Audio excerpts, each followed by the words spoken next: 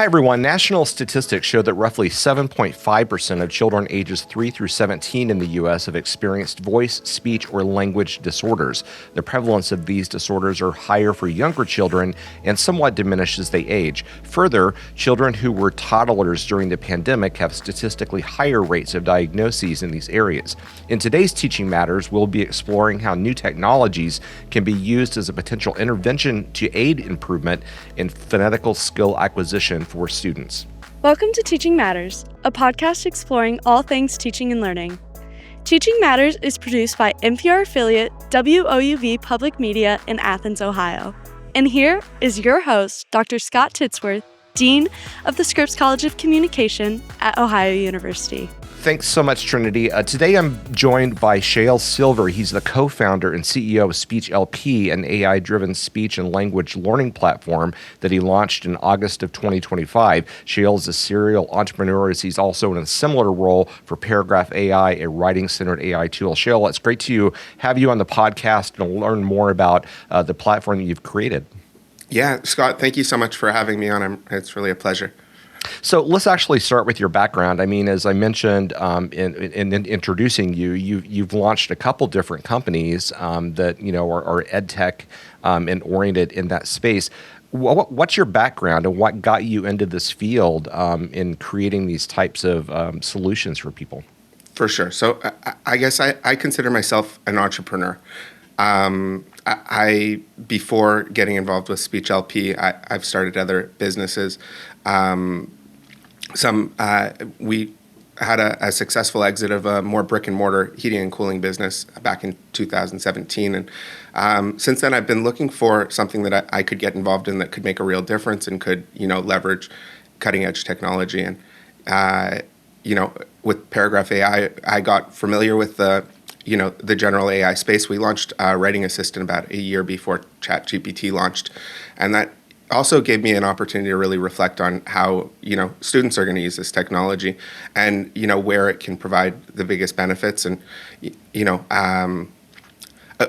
we were told that one of my daughters would benefit from seeing a speech therapist. And after working with a speech therapist for a period of time, getting the carryover homework that we were given to practice with her, I recognized that there would be an opportunity in delivering a better carryover experience in speech therapy.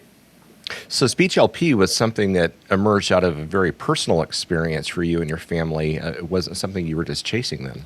That's exactly right, yeah.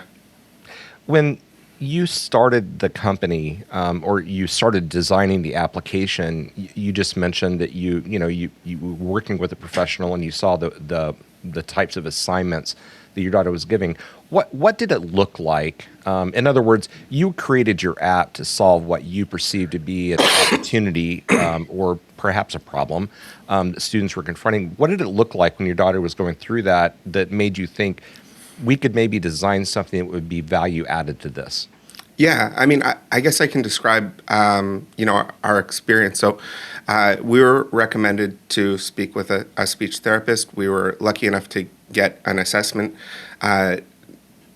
For a lot of families, that assessment can take up to a year or even longer to get to because of the waiting lists that exist today.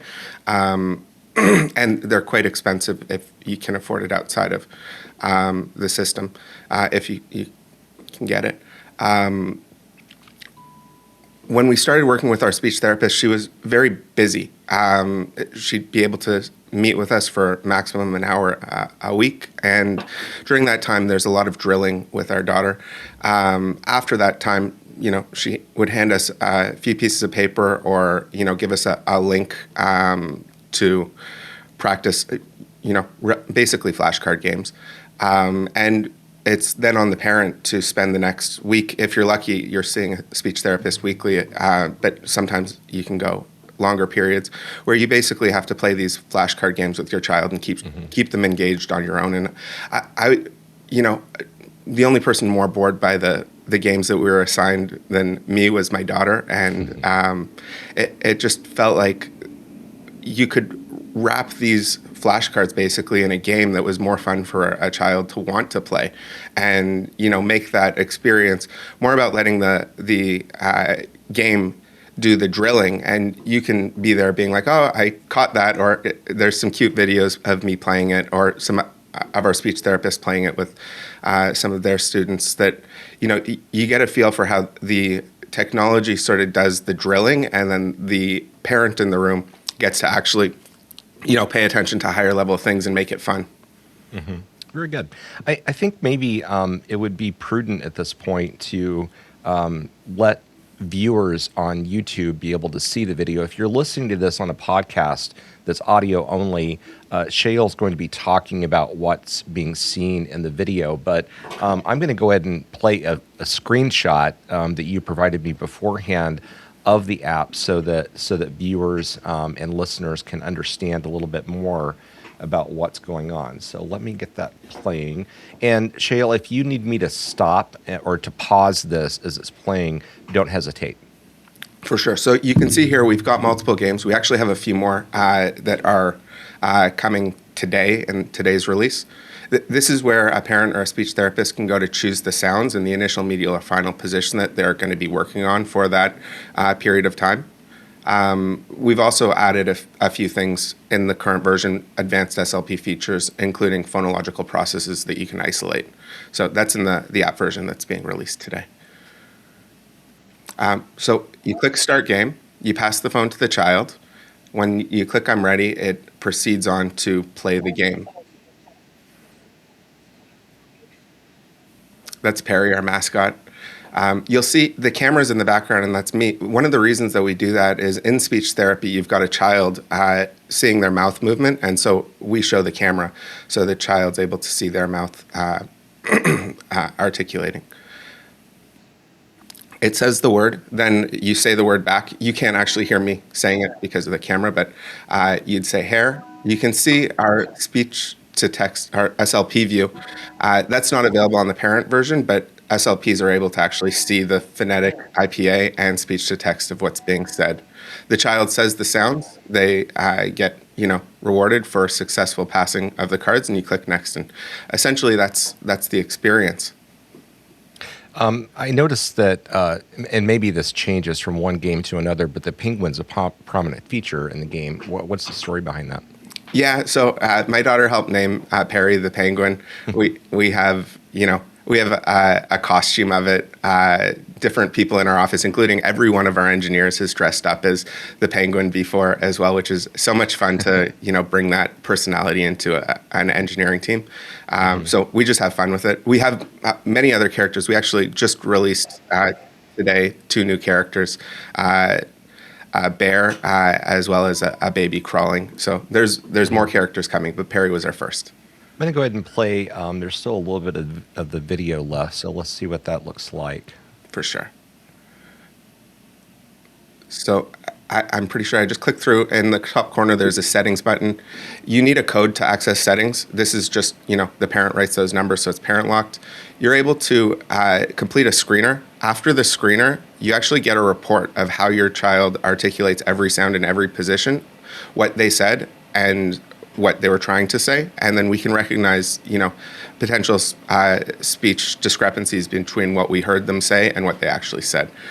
So that helps us build basically a screener to determine what sounds to practice if you don't have a speech therapist telling you what to practice in the moment. You can also set practice schedules. So, you can say, I want to practice daily.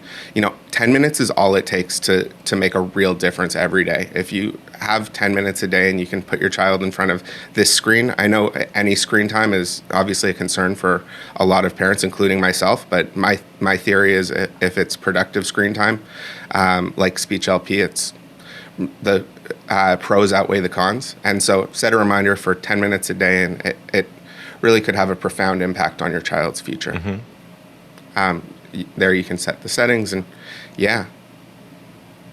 So you've already talked about the fact, and to give full transparency to the listeners, we actually did attempt to record this, I'm going to say about a month ago, and because of the video, we had to re-record it. And just in the time that we did that initial recording back in, I think it was January, to now, You've already said that you've already went through some transformations with the app. You've added new characters into it. What is sort of your roadmap for the app itself that you can talk about, publicly right now? And I guess more importantly, what does it take for parents and families to be able to start accessing this? For sure. So I guess what it takes for parents, families, teachers, schools, speech therapists to access it, it's entirely free in the App Store. So you can go, you can try it, you can download it, you can use it unlimited for free. That will eventually change. We'll eventually build features to charge. Our ultimate goal is to sell it into schools, so it's just available to every student, screen every student, give the students who need it additional support with it. But that's a longer process, and we're just starting to have some of those conversations. We're really eager for those conversations. But for now, it's free in the App Store. When we launch priced features, at least the plan today, because we just sent out a user interview to all of our users asking how should we approach this.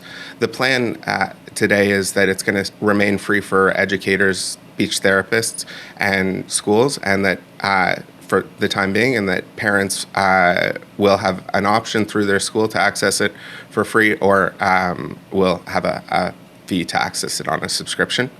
But it's totally free right now, and I think that's what it's looking like.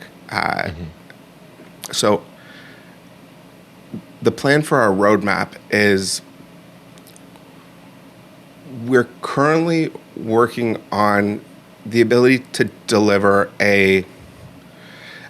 I'm just being cautious because I don't know how much I should give away, but I'll just give it away, a Lightner-based model. And essentially what that's going to do is deliver a different set of sounds to a child depending on how accurate they were with their previous set of sounds. So every time they play a game, we learn what sounds they're good at, what sounds they struggle with, and deliver the next set of words based on that previous learning, all based on, there's research done on speech sound acquisition, Crow and McLeod, and, it's very clear that, a child will acquire their vowels first, which we support consonants more than vowels, and then a series of consonants in a relatively similar order. So you acquire your P sound before your T sound. You acquire your T sound before your S sound. You acquire your S sound before your th sound.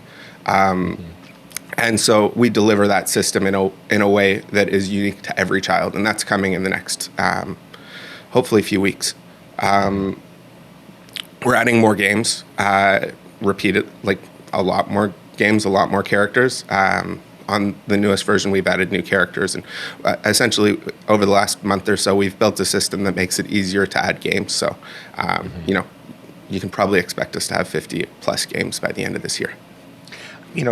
Looking at the app, it appears to me that you have a very intentional age group that you're really focusing on. What is that age group that you think is the sweet spot for this type of a tool? So I think the sweet spot is 3 to 7. Children older than 7 get plenty of value, but Crow and McLeod essentially have said that by 6, a child should have acquired all of their sounds. And so that 3 to 7 age is where it's really critical, and the mind of a child is most malleable to acquire sounds and articulation. Mm-hmm. Very good. A moment ago, you were talking about, as you're trying to roll this out to be more intentionally integrated into schools, you talked about the fact that you're, thinking about how to make this available to the speech therapist. So I know from talking with you before that you view sort of an optimal situation as being where the student is getting professional intervention from, a trained speech language therapist in conjunction with this app. Do you want to kind of talk about how you and your company envision this app working alongside that more professional intervention? Absolutely. And I think, to take it a step further, I think education is likely to go more in this direction where in speech therapy, there's this concept of carryover where a speech therapist has maybe an hour a week with a child, but carryover is where a parent is more involved in helping a child practice. And I think the overall education system should move more into that direction.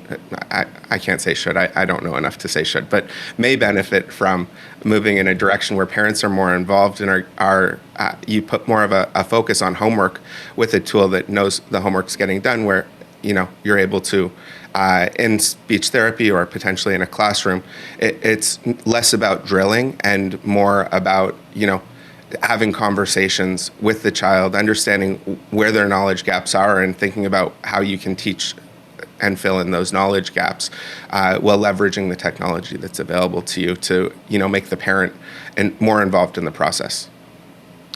When we talked before, and hearing you say this, there are situations where there are districts where they're just tremendously under-resourced, and so obviously you live in a more urban area and in a more rural area like where I'm living. You may have districts where they have one person for the entire district. How do you think that, something is better than nothing. And so if you're a parent in one of those situations where it's just really hard for your child to get the type of support they need from their school, how does this app work for them?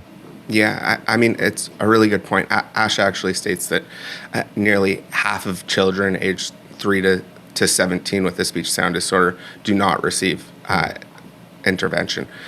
So it's really important to deliver tools like this that can augment the capacity of a speech therapist where, I've spoken to speech therapists who have hundreds of children on their roster, and that's just an unreasonable amount of paperwork and an unreasonable amount of work that needs to go into every child.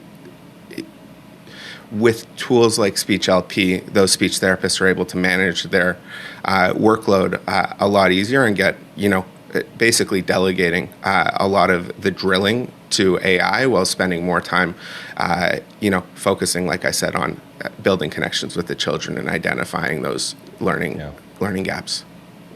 Since you've been working sort of in this technology space that integrates AI for a number of years now, how have you seen I don't know if this is the right word, but the usefulness of AI in terms of it being a building block for apps like yours?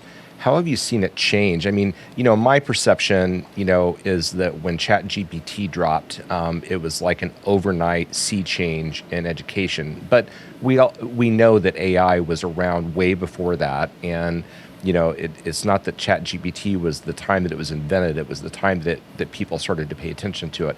How have you seen the technology evolve, and what are the things that excite you the most about the potential for it? Sort of looking into the near term. Yeah. So, I could go on for hours about how I've seen it evolved and where I could see it going. I guess as far as how we're using it on sort of the engineering side, especially, it's just, changed a lot of our workflows. We're able to delegate a lot of the development to, agents, thinking more about product direction, roadmap, vision, all of that. So the whole team, all of our engineers are involved in the product vision, and we meet regularly about it. Our speech therapists are also very involved in the product vision. So it allows us to essentially delegate the coding, the typing to agents while having, a team of speech therapists and engineers collaborate on vision, which has been really fun. I think, in general, AI is making it so that the work that a human doesn't want to do, they don't have to do. And so people will be able to focus more on the things that they feel fulfilled working on. And I think that's, I'm optimistic about where that's going to take us. I think one of the last questions that I have is, when you built this app, you're dealing with some sensitive information. So you have, both the educational privacy regulations and standards. This starts to delve in a little bit also to HIPAA. What are the safeguards and ethical sort of guardrails, if you will, that you've baked into this, given the fact that you're dealing with students and you're dealing with, sort of a medically necessitated intervention? 100%. So we are fully HIPAA compliant. We're also fully COPA compliant. We're talking to a few schools about, working with them to get, I think it's called FERPA requirement for schools to implement. But that's on a case-by-case basis, but fully HIPAA and fully COPA compliant for all of our users. Some of the things that we've done, and I won't get into, some of the security measures, but in general, we don't ask for your child's name. We ask for month and year of birth, never day. So we can't actually identify your child in any way.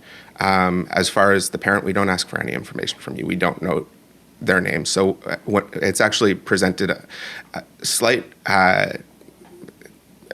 if we want to email our users, we can't email them by name. We just say hello, and it is what it is. So we don't actually know who is signing up for the product beyond the email address that you provide us. Very good. So if a parent or an educator is interested in getting the app, you mentioned it's on the App Store. What do they search for? Yeah, Speech LP. That's all one word, but you can type it as to it. It will still show up. Yeah, and we'll have a link to Speech LP in the text accompanying the podcast. That'll make it easy as well for people just to click through and to be able to experiment and learn with it. Thank you, first of all, for coming back on the podcast. This was such an important topic.